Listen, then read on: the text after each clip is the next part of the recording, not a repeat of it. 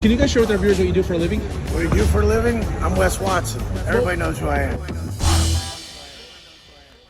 From prison yards to YouTube fame, Wes Watson built his brand on tough talk and aggressive motivation. And then I'd wait for you to get lax, and then boom! I don't give a f about that. I'm not even man. I ain't even human. I'm an alien, bro. I ain't even real. You don't f***ing go there. I'll f*** you up right here if you say anything about my goddamn wife. I swear to f***ing God. God damn it!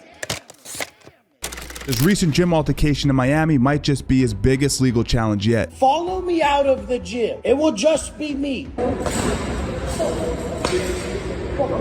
Started warming up on leg day, and somebody pulled up, and it didn't go the way they wanted it to go. Cops are still here. It was self-defense, clear as day. The guy was 7 foot. He wasn't a normal-looking dude. He's a gangster-looking motherfucker, okay? I'm fine. The guy got served like a motherfucker. He's not fine. Today we're diving into why this isn't just another gym fight. It's a potential legal nightmare that could send a former convict back behind bars. Everybody asks about what the first day is like in prison. This is it. We got you a little get well gift.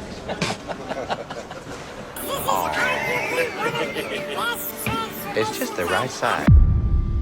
On December 29th, 2024 at 8:40 a.m., what started as a typical morning at a Miami gym would spiral into a violent confrontation that now has severe legal implications. The police report confirmed something crucial. This wasn't a random encounter. Officers documented that the victim was told by the suspect to come fight him via Instagram. Police even verified these messages on the victim's phone, a detail that transforms the legal landscape of the case. Security footage and cell phone video revealed the disturbing reality of what happened next at 1625 North Miami Avenue. What began as a verbal altercation would quickly escalate into something far more serious.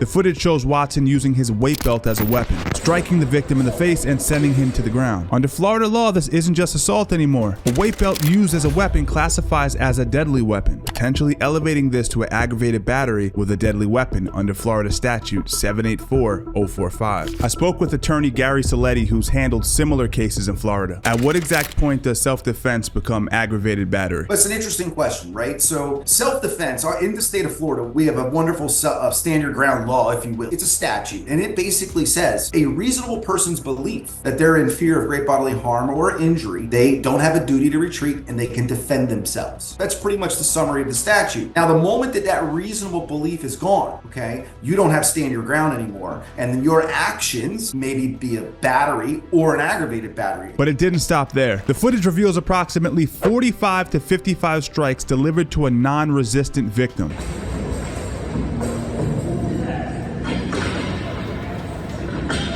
Florida Self-Defense Statute 776.012 has clear limits. The use of force must be proportional to the threat. Once that man hit the ground, any self-defense claim became extremely difficult to justify. You know, if the gentleman in the gray pants, I don't know his name, I don't think his name has been put out there, but if the gentleman in the gray pants was struck with a weapon, now what's a weapon? Well, a weapon can be anything from a paper clip to a gun, right? Depends on the type of damage that it does. So if he's struck with a dumbbell, aggravated battery, easy peasy. Weight belt, did it have buckles? How much did it weigh? What was it made out of? Don't see a state attorney necessarily going aggravated battery with the weight belt. The police report corroborates what the footage shows. The victim was, in his words, jumped by multiple people and hit by weights. According to the report, this is precisely why the victim decided to press charges, because it was not a 1 versus 1 situation.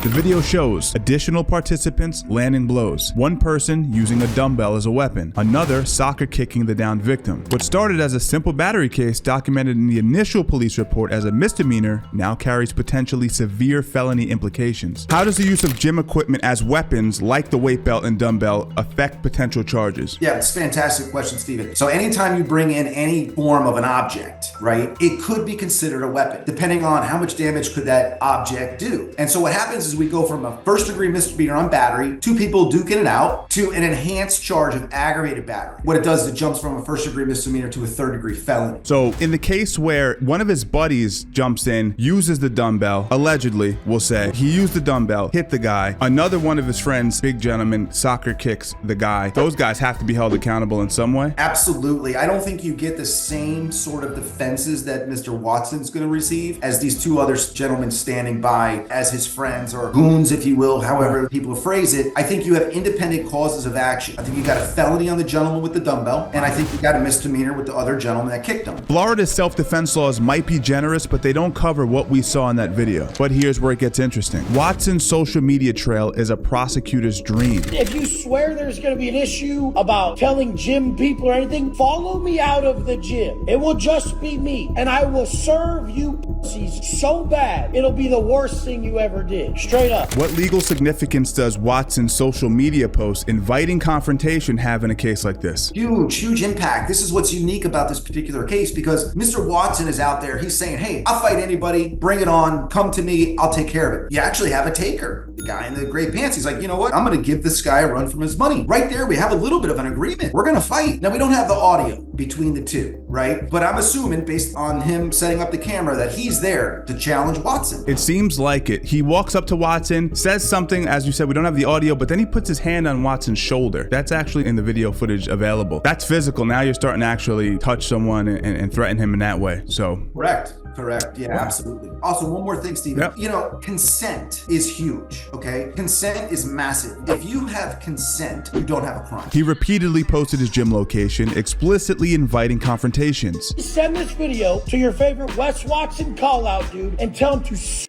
my fucking and pull the fuck up. Straight up. Just tell him, stop talking. He gave you the address and the time. Go see if he's there, because he will be there. And I don't give a fuck.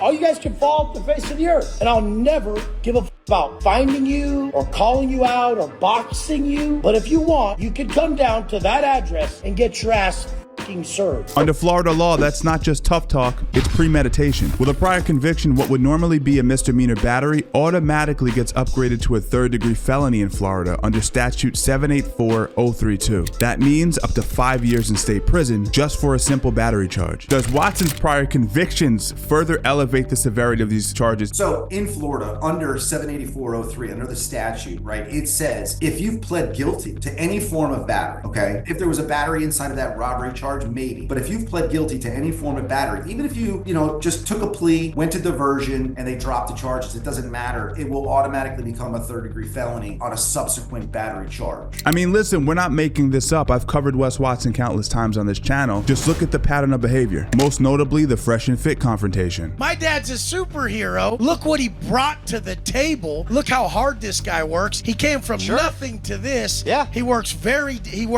He's, God damn it. You're still whining. Stop whining. That You is just a make an product. argument. I'll smack your fat ass. So you're gonna attack. You're gonna attack. All right. Nobody's Do you usually attack armed men in Florida? How about the infamous landscaper incident?